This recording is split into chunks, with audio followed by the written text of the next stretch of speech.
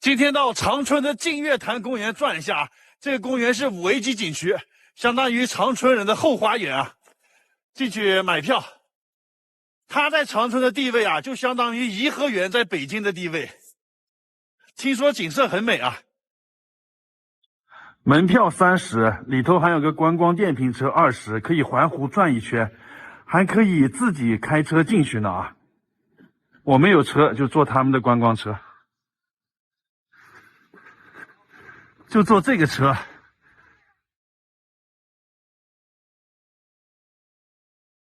飞风也是重庆市的事情，它迎风傲雪的姿态。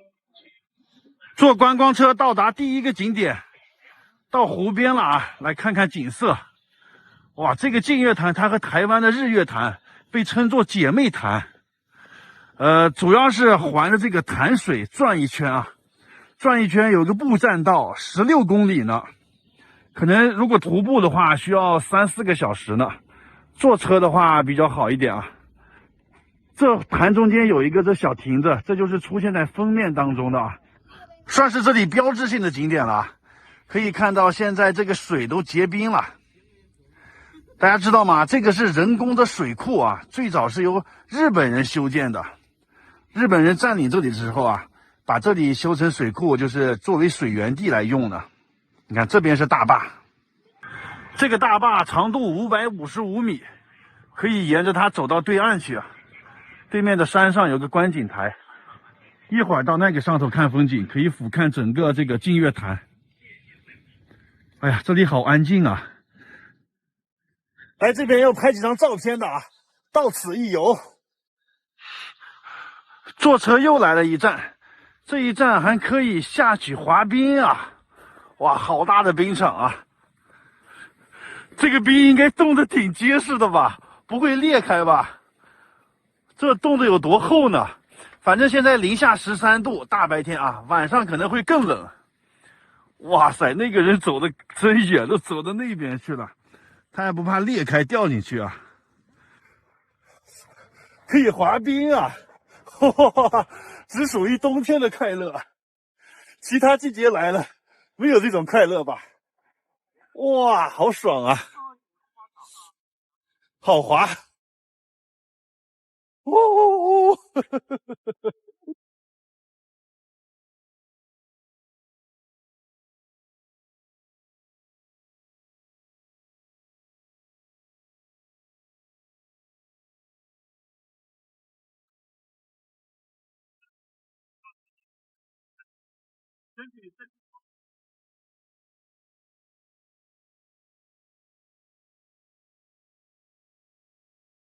前方到站，小森林浴场。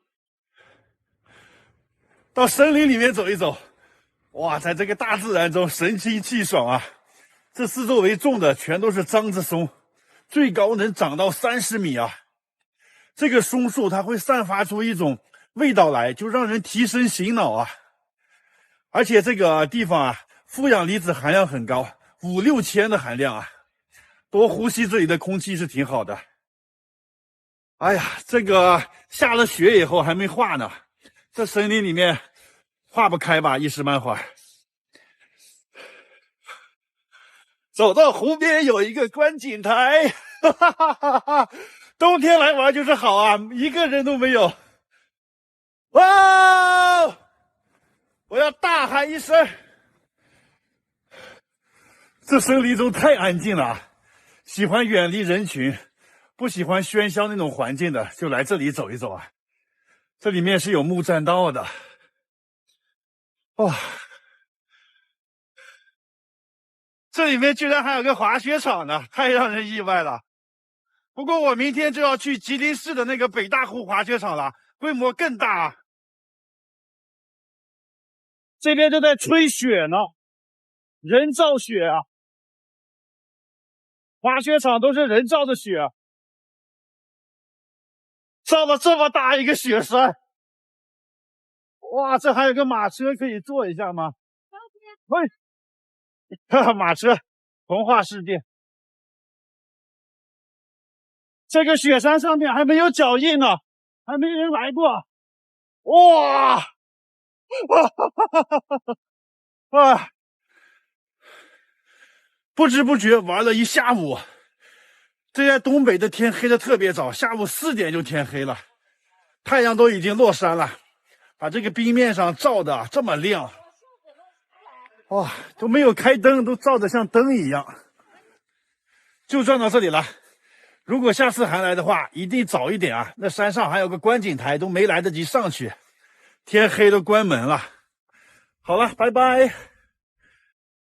我现在在吉林长春，今天要去逛个商场啊。这商场的名字叫这有山，明确的告诉你，这商场里面有座山。进去看一看啊，看稀奇呢。这个商场特别火的啊，是一个网红商场了。哇，一进来以后啊，看对面那个山，这就是他说的那个山吧，挺高的啊，就像是重庆的洪崖洞一样。洪崖洞也没想到它还有个室内版了啊！商场人很多，这怎么还有一个？这是围炉煮茶吗？这是真的火还是假的火？你看，应该是假的。从这儿上山看一下啊，走到那个山顶上看看风景。这两边全都是商店啊，这边是爬楼梯的，这里还有坐电梯可以上山。节省体力啊！这里面不光是洪崖洞，还有点长沙文和友的感觉呢，怀旧的这种感觉。这是一个超大型的商场啊，围着一堆人的这里是一个专门撸猫的店，我真是理解不了这有什么好撸的呀？看这个猫。它这的猫都好大一只的，这儿还有，这咖啡馆里面全是猫，这猫都睡着了。这个猫超级大。山顶有个亭子，在这儿可以看风景，因为它的位置啊正在这个山对面呢，位置绝佳。哇，可以看到全景啊！你看对面这个山，层层叠叠，上下错落有致啊。确实跟重庆的洪崖洞有几分相似啊！来这拍张照吧，到此一游。这个汶禅亭也是一个观景点，但它另外收费10块钱呢。上去看看风景。这应该就是整个山上最高的地方了，全是挂着起伏的这个带子。这里有一个人的雕像啊，主要是和他拍照呢，可以。然后那里有一只金蝉，可以把刚才那个金币丢到他嘴里起伏的啊，看看运气。这里可以拍照、拍视频啥的，挺好看。在这上面啊，也可以看看这里面的风景。哇，这里面的什么商店都有啊，各种吃的喝的。那边还有客栈呢，这是客栈，还有电影院。反正就是把外头的商店都搬到这里头来了。来都来了，和这个雕像合张影啊，他好像在沉思呢，这样子，思想者。让我丢下金币，看能不能丢他嘴里面。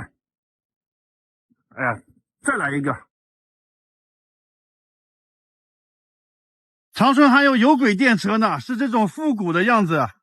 就离商场不远，逛完商场以后啊，来这里坐一个有轨电车，体验一下长春的慢生活。54路，这也是一个网红列车呀。54路网红电车，哈哈哈，我在长春嘎嘎想你。